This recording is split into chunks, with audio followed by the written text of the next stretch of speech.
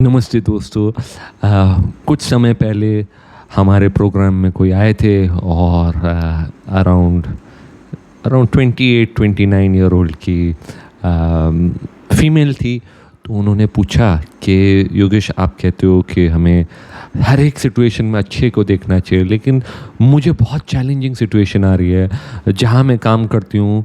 मेरे बॉस बिल्कुल अच्छे नहीं है, बहुत टॉक्सिक वर्क कल्चर है, बहुत बुरी तरह मुझसे बिहेव करते हैं, बात करते हैं। और मैंने बहुत कोशिश की है, मैंने एचआर को अप्रोच किया है, बहुत सारे लोगों को अप्रोच किया है, लेकिन ये कंपनी का कल्चर बहुत ख़राब है, वर्क कल्चर बहुत ख़राब है।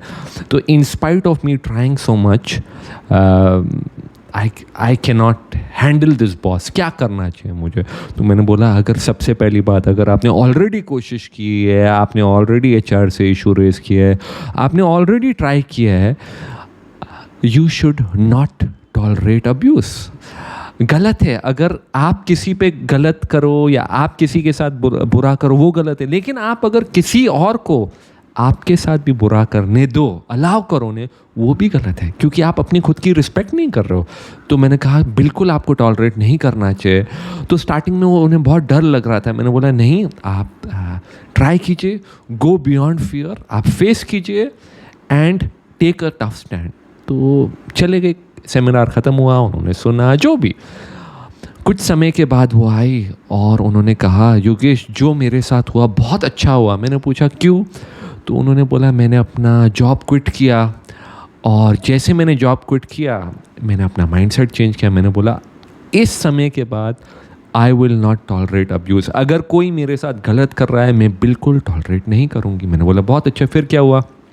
तो बोला, मुझे नई अपॉर्चुनिटी मिली, और जब मुझे वो नई अपॉर्चुनिटी मिली, मैंने स्टार्टिंग में ही कह दिया, जो नई कंपनी में मैं ज्वाइन कर रही थी, मैंने स्टार्टिंग में ही कह दिया कि I will not tolerate abuse and I will be very dedicated to my work. लेकिन मुझे दूसरे भी चीज़ें करने, तो मैं ऑफिस में नहीं बैठूंगी, सिर्फ मेरे बॉस बैठे ऑफिस में, और अगर मेरा काम ख़त्म हो गया, मैं ऑफिस में नहीं बैठूंगी, क्योंकि मुझे और भी चीज़ें करने, मुझे ट्रैवल करना है, मुझे मेडिटेशन करना है, मुझे अपने दोस्तों के साथ टाइम स्पेंड करना है, मुझे अपने फैमिली के साथ टाइम स्पेंड करना है, मुझे अपने हेल्थ का ख्याल रखना है।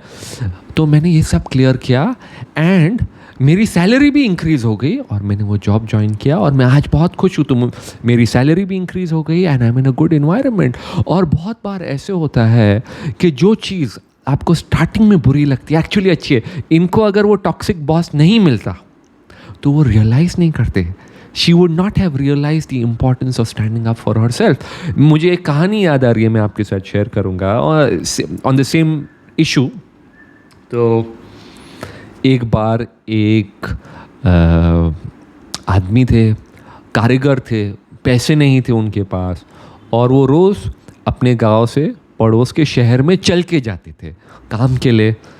और जब वो चल के जाते थे, उनके पास जूते नहीं थे, तो ज़मीन बहुत गर्म हो जाती थी और उनके पैरों में छाले पड़ गए थे, बहुत दर्द होता था उनको, लेकिन उनको जाना था, काम के लिए जाना था।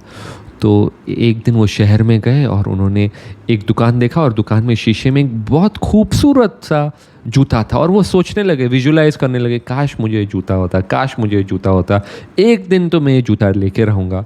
तो चलते गए, उनके माइंड में ये जूता ही था, जूता उनका गोल बन गया था।